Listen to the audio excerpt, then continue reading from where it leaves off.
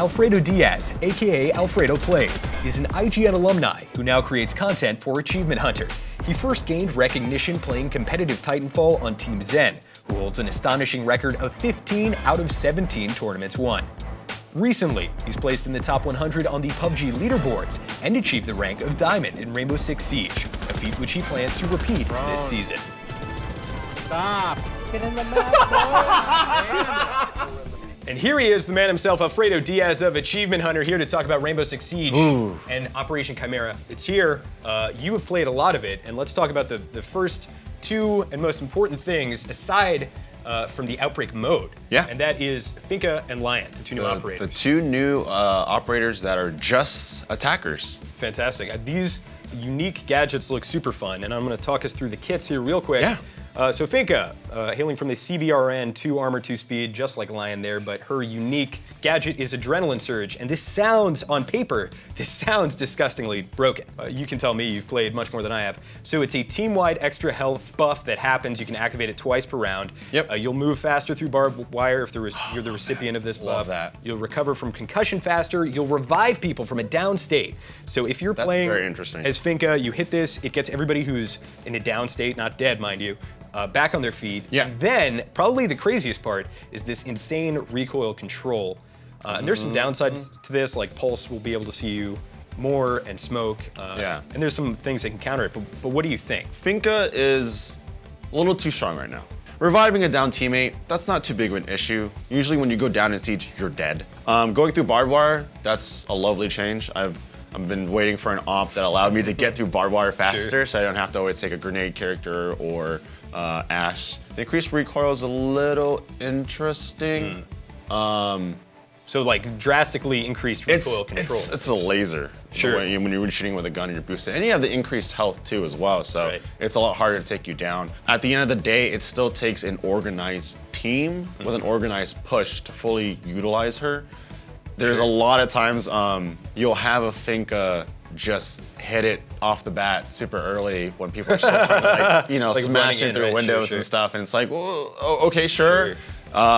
So an organized team, I think Finka is going to be very strong in competitive play when you have a 5-man squad that are all in unison, thinking together, pushing together, going for working they're on the comms, same they can angles. call for it, right? Let's move right on to Lion. Lion now. GIGN, 2 armor, 2 speed, also an attacker, and he gets the EE-1D aerial drone, which is indestructible, and can scan the entire enemy team, which in essence means your entire team can see their team. You get wall hacks through the wall. You see the real-time image of them.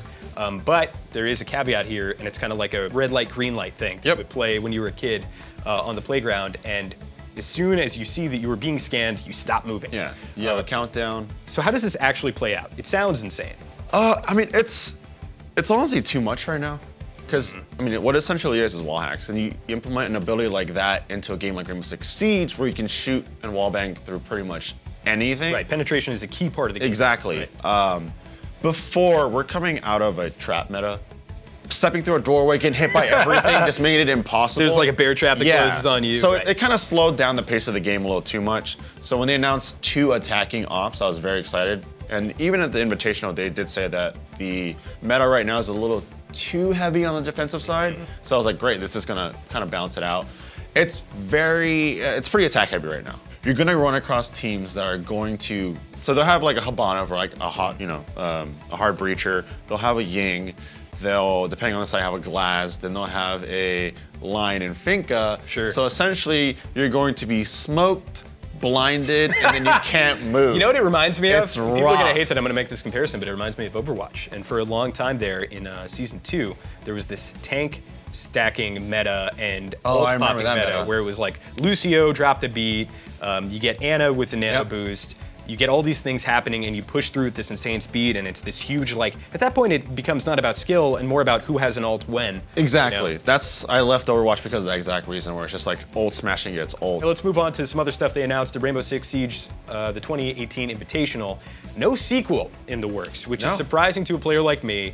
I think, number one, hats off to Ubisoft for making that call. This is stepping away from the AAA conventional development space and getting in line with games like League of Legends, Counter-Strike Global Offensive, World of Warcraft, these games that are games as a service and will be around for 10 years. And they wanted to hit a goal of 100 operators. 100 ops. That's insane. Right now they're at 38. And if they do 8 a year, which has been the cadence so far, it'll take 9 years. So we will have a finished Rainbow Six Siege in 2027. How do you feel about it? First of all, is 100 operators too many? I mean, I don't think so. I really don't. One of the things, being originally a console player for 10 plus years and then moving over to PC the last 2 years, I was always jealous of games like Counter-Strike, League, Dota, where you can put in the time, effort, and money, and your investment will still hold over as time goes on, right? It got pretty hard investing into games like Call of Duty, where I put in the time, effort, money, and then all of a sudden, like 6 months later, surprise, there's a new one. Guess what? There's a new one. Right. All my skins and everything, all the money I invested into making my characters look cool and everything is gone, etc. or whatnot. But I really, really like this whole let's just invest into this game, and I like the kind of MOBA-esque feel that they're giving